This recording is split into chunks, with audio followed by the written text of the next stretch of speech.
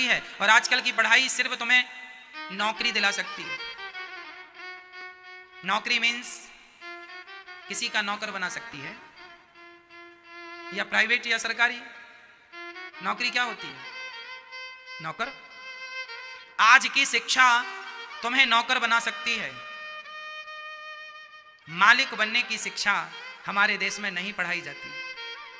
बताओ कौन से कॉलेज में व्यापार के सिद्धांत दिए जाते हैं? बताओ कौन सी यूनिवर्सिटी में तुम्हें व्यापार बिजनेस सिखाया जाता है?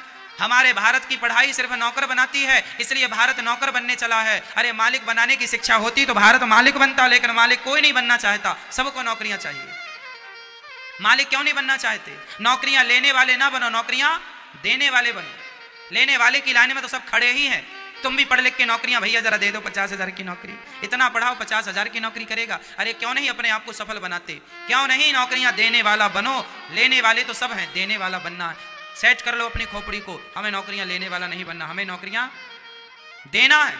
आपके घर में बड़े बड़े इंजीनियर काम कर रहे हो और आप एक इंजीनियर को लाख लाख रुपए तनख्वाह दे रहे हो, इतना क्यों नहीं अपने आप को महान बनाते? क्यों नहीं ऐसी सोच लेकर चलते? अरे सोच होगी बड़ी तब तो बड़ा काम होगा, सोचोगे ही नहीं तो होगा नहीं। आज आदमी की सोच ही छोटी है, क्या करे, जरा सा सोच लेता है। 20,000 मिल जाए महाराज बहुत है, 50,000 मिल जाए महाराज बहुत है, लाख रुपए की नौकरी मिल जाए तो नाचता है, लाख रुपए मिल गए मुझे, नाचता।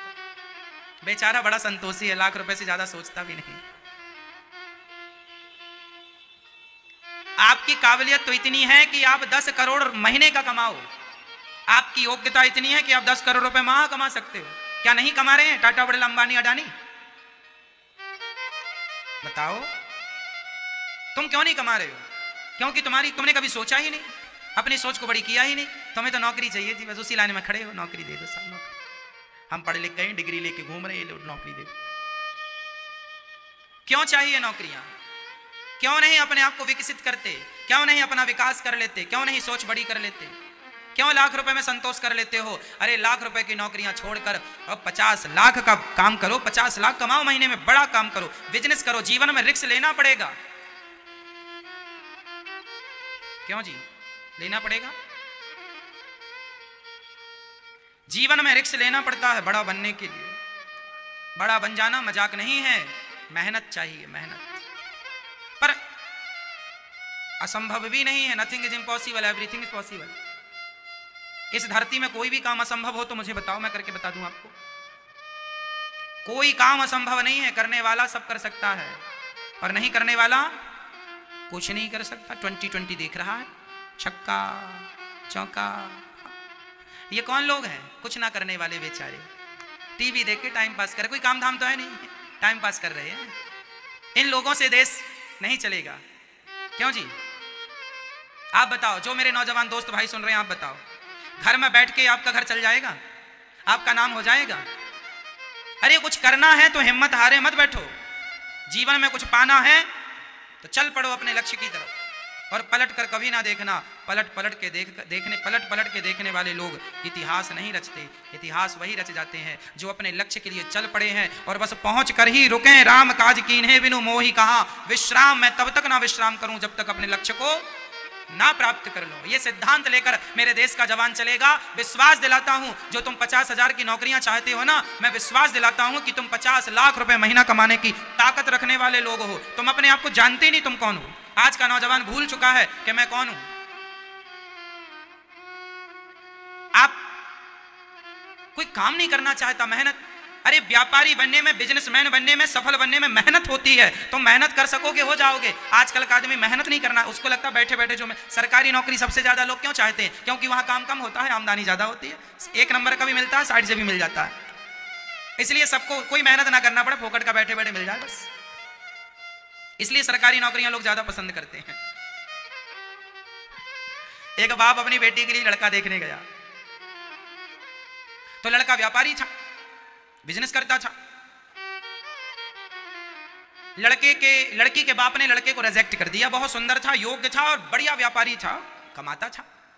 लड़की के बाप ने कहा ना, हमें तो नौकरी वाला चाहिए, वो भी सरकारी।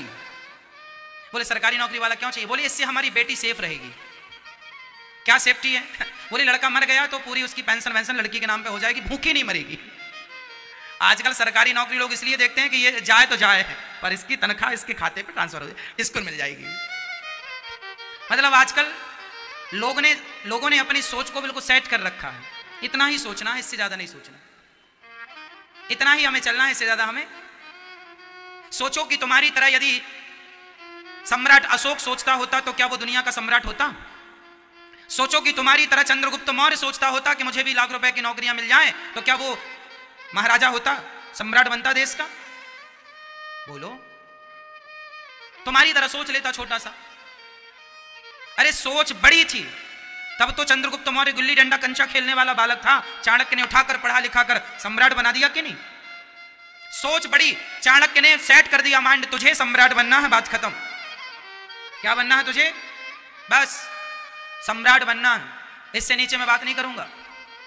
आप भी अपने बच्चों का माइंड सेट करो, तुम्हें महीने का 1 करोड़ रुपए कमाना है, बस। क्यों नहीं कमा सकते? नहीं कमा सकते, कमाना है, सेट करके चलो। 1 करोड़ कमाना, 1 नहीं तो 50 लाख तो कमाओगे। सेट ही नहीं। मम्मी पापा कहते हैं बेटा अच्छे से पढ़ना, नौकरी मिल जाएगी सरकारी, 50,000 से शुरू है, 50,000 से। और मिल गई तो नाचने लगी, 50,000 की नौकरी मिल गई। कितनी छोटी, इसलिए भारत छोटा सा रह गया। भारत के बाद जापान आजाद हुआ था। हमारे देश को 15 अगस्त 1947 को आजादी मिली। हमसे बाद में ऐसे कितने दुनिया में देश हैं जो हमसे बाद आजाद हुए, लेकिन उनका इतिहास उठाकर देख लो, आज वो हमसे आगे हैं। क्यों आगे हैं? हमने सोचा ही छोटा है, हमने सोचा ही थोड़ा है, उनने बड़ा सोचा है, सोच बड़ी रखी है, किया बड़ा, बड़े हो गए। आदमी बड़ा तब होता है जब सोच बड़ी होती है, विचार बड़े होते हैं। अब तुम्हारा विचार ही छोटा सा है, सोच ही छोटी सी। उठा के देख लो इतिहास।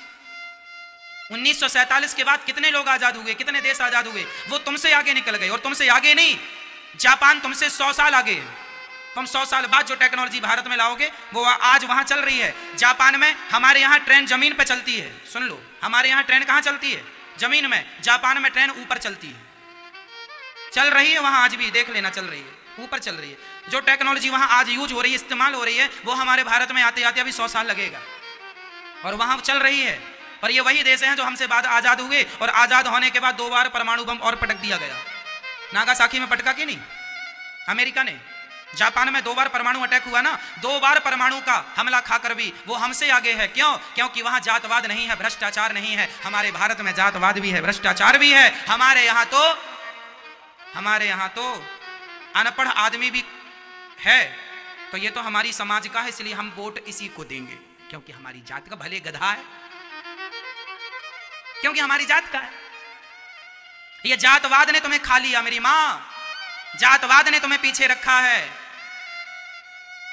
आज हमारे देश में ऐसे कितने गांव हैं जहां बिजली नहीं है। आज हमारे देश में ऐसे कितने लोग हैं जिनके पास खाने को 2 वक्त की रोटी नहीं है। जापान को जाकर देख लो, संपन्न है, टॉप 10 में उसका नाम है, हमसे बाद आजाद हुआ है। इसलिए कहता हूं, सोच बड़ी रखो, भ्रष्टाचार ना हो। सरकार जितना रोकना था रोक चुकी, भ्रष्टाचार है। अब हमें और आपको जागरूक होना पड़ेगा। हम और आप मिल करके अपने देश की रक्षा करें। देश की रक्षा हम कैसे करेंगे? हम अपने आप को सफल बनाएं, मन लगा के काम करें। आपके विकास से ही देश का विकास है। मैं बार बार कहता हूं, 135 करोड़ लोग भारत में रहते हैं। यदि सारे लोग, 135 करोड़ लोग अपनी अपनी गरीबी मिटा लेंगे तो देश की गरीबी मिट जाएगी। आप अपनी जिम्मेदारी तो उठा लो। आज भारत में हजारों लोग ऐसे हैं जो सरकार का 3 रुपए किलो वाला राशन यूज करते हैं। 3 रुपए किलो चावल, 3 रुपए 4 रुपए किलो गेहूं। हाँ या ना? ना। मैया बोलो हाँ या ना?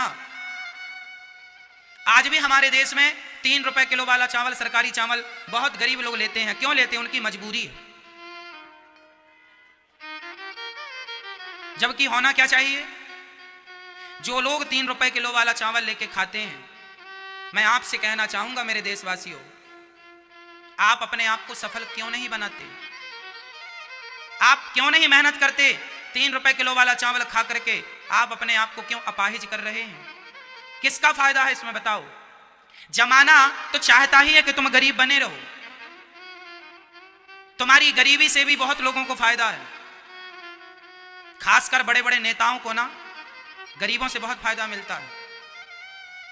यदि तुम पढ़ लिख जाओगे, यदि तुम समझदार हो जाओगे तो शायद नेता घबरा जाएं। इसलिए हाथ जोड़ के कहता हूं मेरी मां मेरी बहन, अपने बच्चों को इतना योग्य बनाना कि किसी के सहारे पर चलने की जरूरत ना हो। आत्मनिर्भर बनिए, खुद अपने बल से चलिए, अपने बल से कमाइए, अपनी मेहनत की रोटियां खाइए। हमें फ्री का खाना ही नहीं है।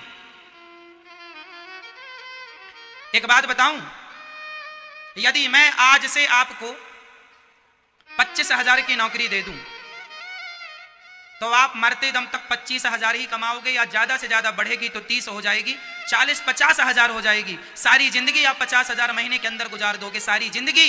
पर यदि मैं 25,000 रुपए की नौकरी आपको ना दूं और कह दूं कि जा अपने आप को इतना योग्य बना कि 25,000 की नौकरियां देने के लिए तेरे पास ऑफर हो, और आप अपने आप को इतना सफल बना लें कि आपके घर में 50 लोग काम कर रहे हैं जिसको आप 25,000 तनख्वाह दे रहे हैं। मतलब आप इतने योग्य हो सकते थे और हो गए, लेकिन आप यदि सेट हो जाते 25,000 में तो सारी जिंदगी उसी में गुजर जाती।